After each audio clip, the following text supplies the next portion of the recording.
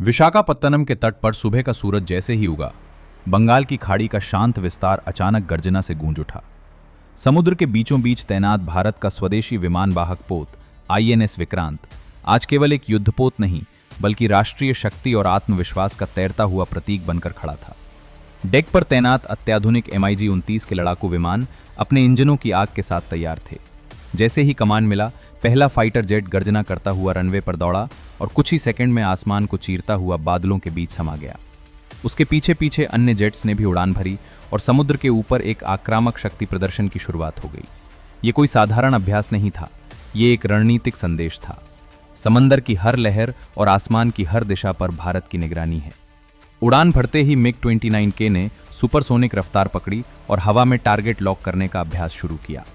अत्याधुनिक radar, electronic warfare system और लंबी दूरी की मिसाइलों से लैस ये विमान किसी भी संभावित खतरे को मिनटों में जवाब देने में सक्षम है। नौसेना अधिकारियों के अनुसार इस अभ्यास का उद्देश्य समुद्री सीमाओं की रक्षा क्षमता को और अधिक धार देना था। समुद्र में फैले युद्धपोतों का गठन ऐसा था मानो एक चलता फिरता किला पानी पर तैर रहा हो। आईएनएस विक्रांत के आसपास तैनात विध्वंसक और फ्रिगेट जहाजों ने भी समन्वित युद्धाभ्यास किया।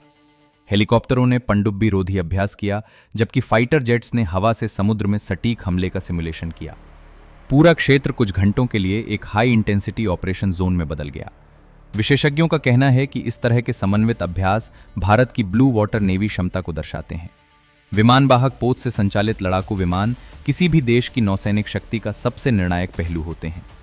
जब कोई देश समुद्र के बीच से अपने फाइटर जेट्स को ऑपरेट करता है, तो वो केवल रक्षा ही नहीं, बल्कि रणनीतिक प्रभुत्व का संकेत देता है। आईएनएस विक्रांत की मौजूदगी हिंद महासागर क्षेत्र में संतुलन और सुरक्षा दोनों का प्रतीक है। इस अभ्यास के दौरान पायलटों ने उच्च स्तरीय एरियल मैन्यूवर भी किए।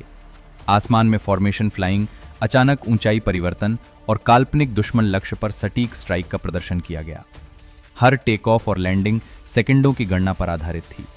डेक क्रू की सटीकता और अनुशासन ने यह साबित कर दिया कि भारत अब जटिल कैरियर आधारित ऑपरेशनों में पूरी तरह दक्ष है। रक्षा विश्लेषकों के अनुसार यह शक्ति प्रदर्शन केवल तकनीकी क्षमता नहीं, बल्कि आत्मनिर्भरता की कहानी भी है। आईएनएस विक्रांत का निर्माण भारत में हुआ है और यह मेक इन इंडिया की सफलता का प्रतीक है। आने वाले समय में स्वदेशी twin engine deck based fighter TEDBF के शामिल होने से यह क्षमता और भी घातक और आधुनिक हो जाएगी। समुद्र के ऊपर गूंजती गर्जना केवल इंजनों की आवाज नहीं थी, बल्कि यह संदेश था कि भारत अपनी समुद्री सीमाओं की रक्षा के लिए पूरी तरह तैयार है। चाहे ड्रोन का खतरा हो, पनडुब्बी की घुसपैठ हो या दूर से आने वाली मिसाइल, हर चुनौती का जवाब देने के लिए भारतीय नौसेना सतर्क है। आज विशाखापत्तनम के तट पर जो दृश्य दिखा, वो केवल एक सैन्य अभ्यास नहीं, बल्कि राष्ट्रीय संकल्प का प्रदर्शन था। जब MiG-29K की परछाई समुद्र की लहरों पर पड़ी, तो ये स्पष्ट हो गया कि भारत का समुद्री भविष्य मजबूत हाथों में है। आसमान और समंदर दोनों पर एक ही संदेश लिखा था: भारत तैयार है, सजग है और हर परिस्थिति में अपने हितों की रक्षा करने में सक्षम है।